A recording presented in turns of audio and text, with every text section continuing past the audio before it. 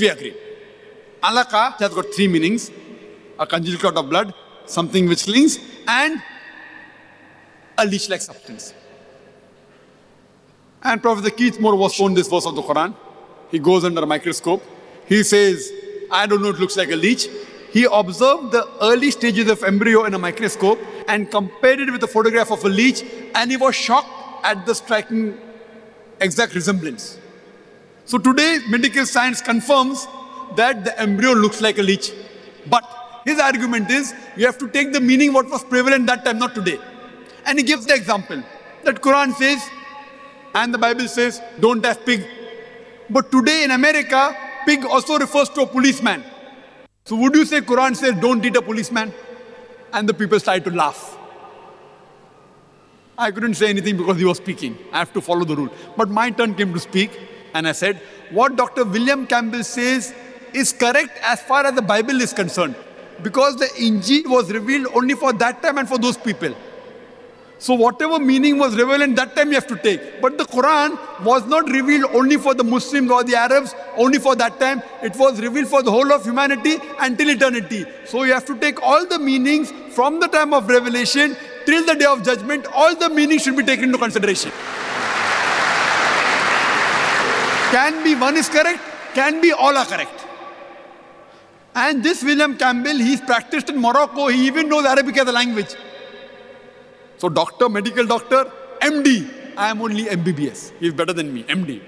PhD in writing a book against the Quran. Knows Arabic language. I don't know Arabic as a language. So we had a debate. So I said, as far as the Bible is concerned, fine. Only the meaning where it is revealed has to be taken. For the Quran, all the meanings. And what meaning is today, he has no objection. Because Professor Keith Moore, who's one of the highest authority at that time in the field of embryology, he confirmed and wrote in his new edition that the embryo looks like a leech, so he cannot object. But we also know that the second meaning, it clings. Something which clings is correct because the embryo clings to the uterine wall. The latest research also says that in the initial stages, in the embryo, the blood does not circulate. So it looks like a congealed clot. So even the congealed clot is correct, which science has testified today. What the Quran says that it made from a congealed clot, by appearance, it looks like a congealed clot. By function, it clings to the uterine wall. And by shape, it even looks like a leech. So alhamdulillah, all three are correct. Even congealed clot is correct, even something which clings as well as leech-like substance. Hope that answers the question. Yes, sister. Assalamu alaikum, Dr. Zakir. My name is Hema. I'm a revert to Islam. First of all, I have been in Dubai for 18 years. It's the first time that I've heard the true meaning of jihad. I mean, I must say most of the Muslims don't know. I'm sorry.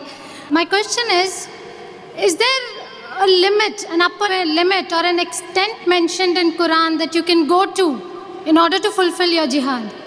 Sister Masha has accepted Islam, the religion of peace, and I welcome her and congratulate her. Thank you. And she agrees that she did not know the real meaning of jihad, which she has come to know today, alhamdulillah. She said that what is the upper limit a person can go to fulfill the level of jihad? Sister, the best jihad, highest level, is jihad against your own self. Jihad fi nafs. Highest level.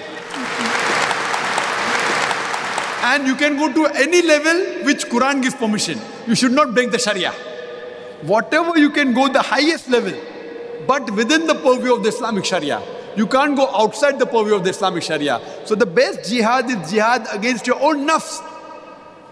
And for example, we have the example in the life of Muhammad Sallallahu Alaihi Wasallam, Prophet Muhammad Sallallahu Alaihi Wasallam. You have the revelations at the time which was revealed during the time of Makkah, called as Makki Surahs.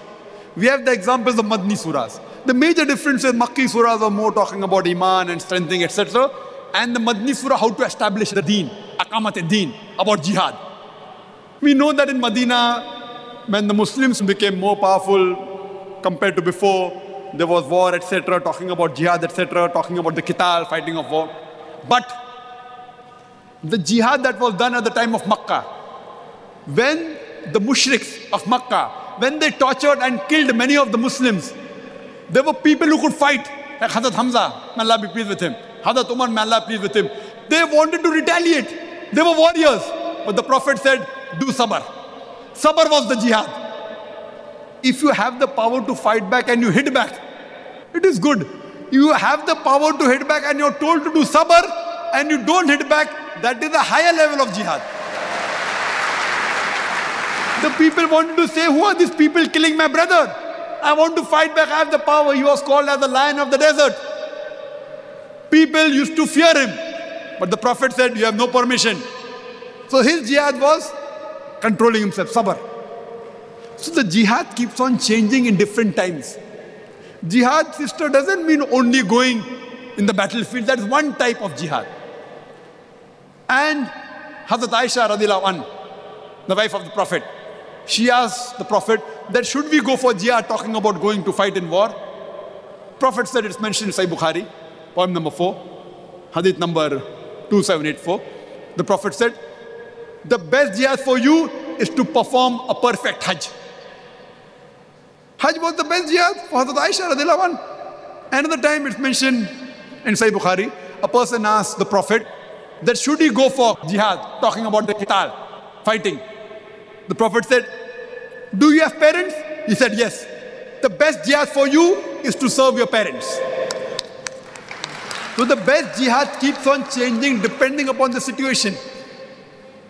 The other time it mentioned Sunan Nisai, the Prophet said, to speak a word of truth against a tyrant ruler is the best form of jihad. That doesn't mean that for everyone serving the parents is the best form of jihad. Because the Prophet knew that his parents required him. So depending upon the time, sister, the best type of jihad keeps on changing. And what is the best level you can go? You can sacrifice whatever you can. And during one of the qitals, one of the jihad, Prophet asked the Sahabas, whatever maximum you can give, you give in charity for the qital. And very famous hadith. Hazrat Umar radiallahu anhu, he was a very rich person he was. He bought half the wealth and he gave to the Prophet. And he said that, MashaAllah, I have given half my wealth. And he thought that he was the highest, indicating that he will get the best of reward. Isn't he the best?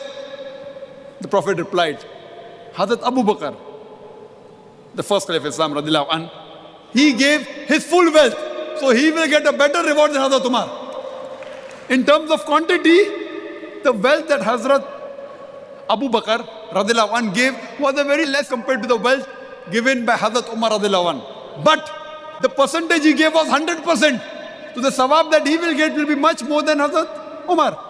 May Allah be pleased with him. So he gave everything of his wealth. He'll get a better reward.